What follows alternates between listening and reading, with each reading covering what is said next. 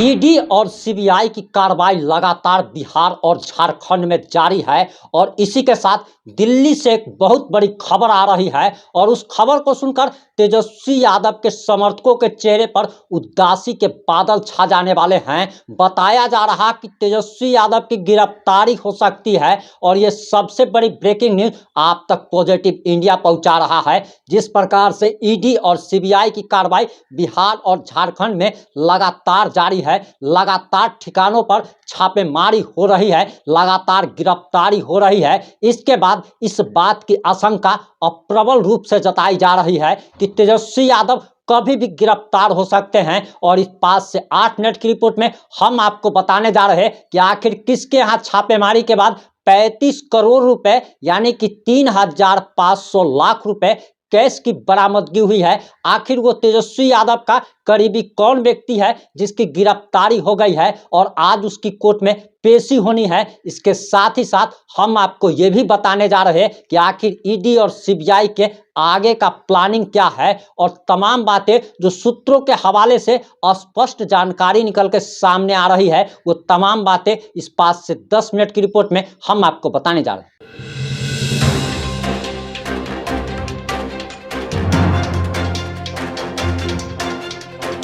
नमस्कार, मैं प्रिंस कुमार सिंह और आप देख रहे हैं पॉजिटिव इंडिया। इस वक्त की सबसे बड़ी खबर आ रही है और आपको बताते चले कि बिहार और झारखंड के 8 ठिकानों पर छापेमारी ईडी कर रही थी और इस छापेमारी के बाद 35 करोड़ रुपए यानी कि 3,500 लाख रुपए कैश की बरामदगी हो चुकी है। नोटों का पहाड़ मिला है। आपने सपने में भी इतने सारे नोटों की गड्डी एक साथ नहीं देखी होगी, लेकिन ये नोट जो बरामद हुआ है ये मंत्री जी के पर्सनल सेक्रेटरी के नौकर के यहाँ से बरामद हुआ है। और जब नौकर के यहाँ 3,500 लाख बरामद हो सकता है तो जरा समझिए कि मंत्री जी के यहाँ कितना बरामद हो सकता है। वहीं तेजस्वी यादव के बारे में भी बहुत बड़ी खबर आ रही है और हम आपको तेजस्वी यादव के बारे में भी बताएंगे और आखिर ईडी और सीबीआई की छापेमारी जो चल रही है और 8 ठिकानों पर जो छापेमारी हुई है उसका कनेक्शन तेजस्वी यादव से कैसे जुड़ रहा है, जरा इस बात को भी समझने की जरूरत है और इस बात को भी हम आपको बताने जा रहे हैं। आपको बताते चले कि दिल्ली के मुख्यमंत्री पद पर रहते हुए अरविंद केजरीवाल की गिरफ्तारी हो जाती है और अरविंद केजरीवाल अभी तिहाड़ जेल में चक्की पीस रहे हैं। वहीं झारखंड के मुख्यमंत्री पद पर रहते हुए हेमंत सोरेन को ईडी गिरफ्तार कर लेती है और हेमंत सोरेन को बाद में गद्दी छोड़नी पड़ती है और हेमंत सोरेन अभी जेल में बंद हैं और बताया तो यहां तक जा रहा कि 100 दिन से वो जेल में बंद है और आने वाले कुछ साल उनको जेल में ही बिताना होगा। वहीं झारखंड और बिहार में ईडी और सीबीआई की कार्रवाई तेज हो चली है और जो रिपोर्ट्स के मुताबिक जो जानकारी निकल के सामने आ रही है उसे भी हम आपको बताएंगे। लेकिन अब आपको हम तेजस्वी यादव के बारे में बताने जा रहे हैं। आपको बताते चले कि दरअसल जिस व्यक्ति की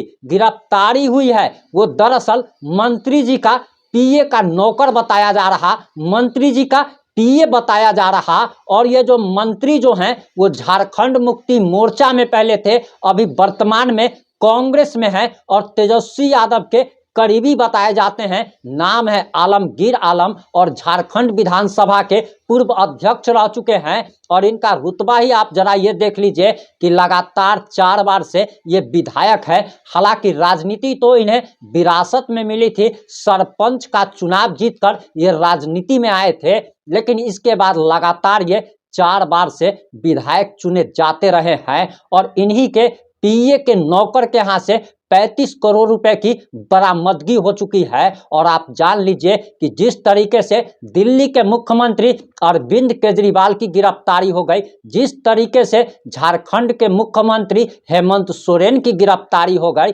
और छोटी छोटी मछलियों की जिस प्रकार से गिरफ्तारी हो रही है, तेजस्वी यादव और लालू प्रसाद यादव भी लोकसभा चुनाव से पहले ही गिरफ्तार हो जाते। लेकिन जो सूत्रों के हवाले से स्पष्ट जानकारी जो आई है और हम आपको उस बीजेपी के बड़े नेता का नाम नहीं बताएंगे, लेकिन बीजेपी के बड़े नेता ने स्पष्ट तौर पर कह दिया कि ईडी और सीबीआई तेजस्वी यादव को गिरफ्तार करने का पूरी तरीके से प्लानिंग करके बैठी थी। लेकिन जिस प्रकार से दिल्ली के मुख्यमंत्री अरविंद केजरीवाल की गिरफ्तारी के बाद और झारखंड के मुख्यमंत्री रहते हुए हेमंत सोरेन की गिरफ्तारी के बाद बीजेपी को एक बहुत बड़ा झटका लगा। उसके बाद बीजेपी संभल गई है और तेजस्वी यादव की गिरफ्तारी लोकसभा चुनाव के बाद, यानी कि लोकसभा चुनाव के परिणाम के आने के बाद 4 जून से लेकर 10 जून के बीच में हो सकती है। और आप अब यह जानना चाहते होंगे कि आखिर तेजस्वी यादव की गिरफ्तारी क्यों नहीं हुई,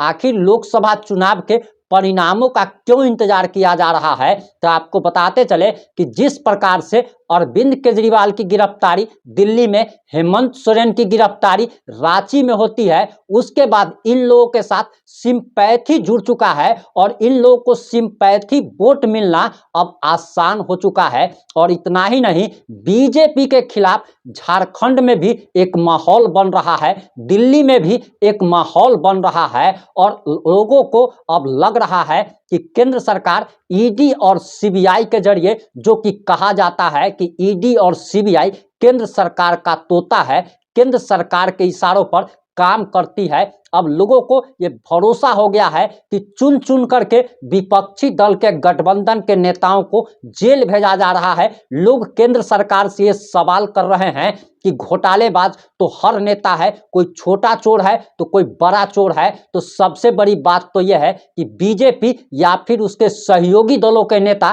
क्या राजा हरिश्चंद्र की औलाद है? क्या इन लोगों ने आज तक कोई चोरी नहीं की? आखिर बीजेपी और उनके सहयोगी दलों के नेताओं पर कोई कार्रवाई क्यों नहीं होती? सिर्फ और सिर्फ विपक्षी दलों के नेताओं पर क्यों कार्रवाई होती है? और ये सवाल जनता पूछ रही है। और झारखंड में बीजेपी के खिलाफ एक बड़ा माहौल तैयार हो गया है और ऐसा अनुमान जताया जा रहा, जो कि काफी सारे ओपिनियन पोल में और सर्वे रिपोर्ट में आया है कि झारखंड में बीजेपी को बहुत बड़ा नुकसान होता हुआ दिख रहा है। और इसका कारण हेमंत सोरेन की गिरफ्तारी बताया जा रहा है। और इसके बाद सर्वे रिपोर्ट आने के बाद बीजेपी अपने कदम पीछे खींच लेती है, ईडी सीबीआई को रोक दिया जाता है, तेजस्वी यादव की गिरफ्तारी को पेंडिंग में डाल दिया जाता है, क्योंकि बीजेपी को यह डर सताने लगा कि बिहार की 40 सीट में से 39 सीट 2019 के लोकसभा चुनाव में जीतने वाली बीजेपी को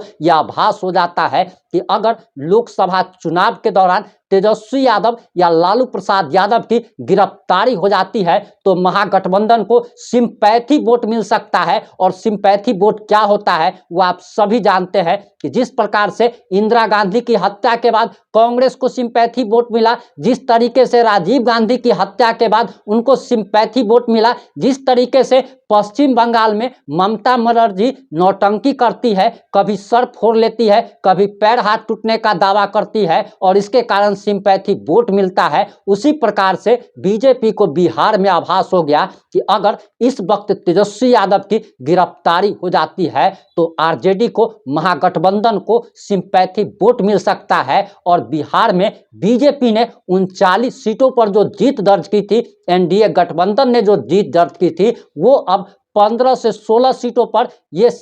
जीत का आप कह सकते हैं कि आंकड़ा रुक सकता है। 15 से 20 सीटों पर बीजेपी और उसके सहयोगी दल सिमट सकते हैं। और इसी बात से डर करके बीजेपी ने, ईडी ने, सीबीआई ने अपने कदम पीछे खींच लिए। लेकिन इस बात को गारंटी के साथ बीजेपी के एक बड़े नेता ने नाम न बताने की शर्त पर बताया कि 4 जून से लेकर 10 जून के बीच में लालू प्रसाद यादव को फिर से जेल भेजा जा सकता है, तेजस्वी यादव की गिरफ्तारी हो सकती है। और इतना ही नहीं, तेजस्वी यादव की बड़ी बहन मीसा भारती पर भी गिरफ्तारी की तलवार लटकी पड़ी है। जिस आपको बताते चले कि जिस आलमगीर आलम, जो कि अभी झारखंड के मंत्री हैं, पहले झारखंड के पूर्व विधानसभा अध्यक्ष रह चुके हैं, जिस प्रकार से उन पर शिकंजा कसा गया है, आपको बताते चले कि लालू प्रसाद यादव के काफी करीबी बताए जाते हैं। और लालू प्रसाद यादव के, तेजस्वी यादव के जितने भी करीबी नेता हैं, उन सबके यहाँ लगातार छापेमारी की जा रही है ताकि कुछ ना कुछ लिंक जुड़ सके। और लिंक जुड़ने के बाद तेजस्वी यादव की गिरफ्तारी के बाद उनको सालों तक जेल में रखा जाए। और बीजेपी के बड़े नेता ने नाम न छापने की शर्त पर यह भी बता दिया कि तेजस्वी यादव की गिरफ्तारी होती है तो बिहार विधानसभा चुनाव के परिणाम के बाद तक भी तेजस्वी यादव जेल में रह सकते हैं। यानी कि एक बार अगर तेजस्वी यादव जेल चले गए तो जिस प्रकार से हेमंत सोरेन पिछले लगभग 110 दिनों से जेल की सलाखों के पीछे हैं, जिस प्रकार से अरविंद केजरीवाल लगभग 2 महीनों से जेल की सलाखों के पीछे हैं, उसी प्रकार से तेजस्वी यादव को भी लगभग 2 साल के लिए जेल भेजा जाएगा, ताकि 2 साल तक उनकी जमानत होना भी मुश्किल हो। इस मामले में जैसे ही कुछ नया अपडेट आएगा हम आप लोगों तक जरूर पहुंचाएंगे। जुड़े रहें हमारे साथ। जय हिंद, जय भारत।